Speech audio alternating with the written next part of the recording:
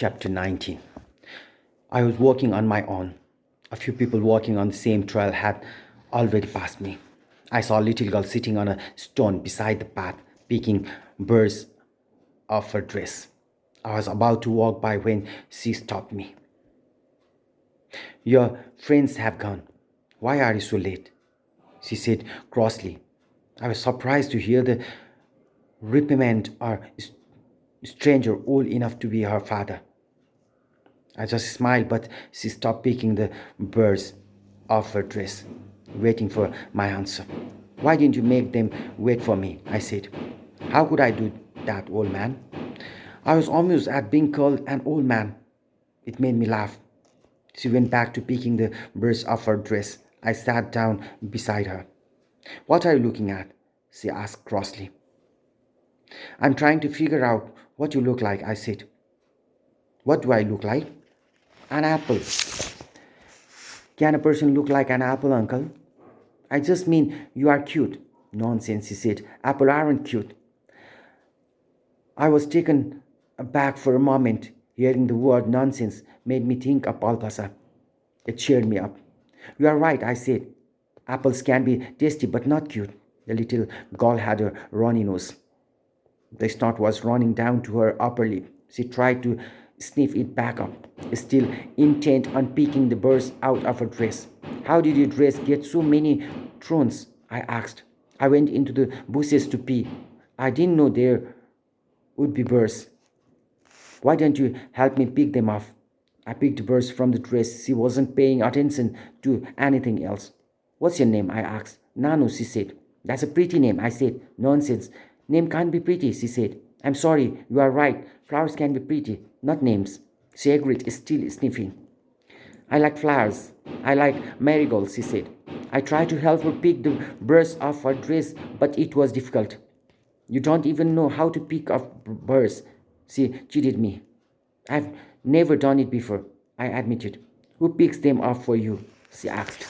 I've never had birds in my clothes. You never go into the bushes to pee?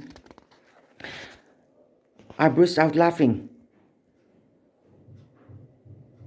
I do, but my clothes have never picked up birds. That must be because you wear pants. Once again, I burst into laughter. Such naughty birds, I said, drawing a little girl. Birds don't have eyes, he said. They don't know whose clothes they are sticking to. But people have eyes, I said. Why didn't you use your eyes when you went into the bushes? My eyes are too small. Because you are a little girl? I am not a little girl, she said, standing as tall as she could on the rock I was standing on. Where are you going after this? I asked. To my matin's house. I felt as if a thorn had pricked my heart. What have you brought for your matinee? I asked. A banana, she said. Are you going to your meat's house? I'm just coming back from my meat's house, I said. What did they give you at your meat's house? Bananas. My meat bag gave me bananas. Are you hiding them so no one else will eat them? Would you like one? I eat only one banana a day, she said, and I ate one this morning. Why don't you have one more today? I said, opening my rucksack, and here's one for your matinee as well. I gave her 2 bananas. She peeled one and ate it. It's sweet, she said. It's because I put sugar in it. You are silly. How else could it taste so sweet? Oh, she said, confused. They sprinkle sugar on the banana peel. Don't you know that? She smiled. I don't believe you. You are right. I'm only kidding, I said. But why do banana taste sweet? She asked, growing serious. Go to school. You will learn things like that. Did you go to school? Yes, but you don't know the answer to that question.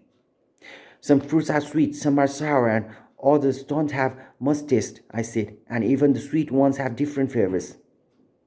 If you go to school, you will learn lots of different things. Our school is closed, she said. Is you open? We started working together. She took my hand in the other. She held a banana for her matinee. Do you know what? She said. I was born today. Today? Yes, mommy says so. How old are you today? 5. Since it's your birthday, your matinee should be giving you a gift, I said. There aren't any banana in my mateenee's field. Just as I smiled, we heard a loud noise. I stopped walking. What was that? I asked. I think a rock fell down a cliff, she said. No, it sounded different. The further a rock falls, the louder noise it makes, she said. Don't you know that? We started walking again, she said. Your friends must have gone long way by now. They are not my friends, I said. Good, she said. Then you can come with me to my meeting's house. You can stay there tonight. I was surprised by her invitation. Stay in a stranger house? I asked. I'll ask my meat boss, he said. Throne pierced my heart. What will you tell him? I asked. That you have come with me. What if he asks you who I am? I'll tell him I met you on the way. Well, what if he says no? We'll give him the rest of your bananas. I smiled. The night before at Meatbar's house, I hadn't slept a wink. I had spent the whole night attending to the old couple who seemed to have become children in their grief.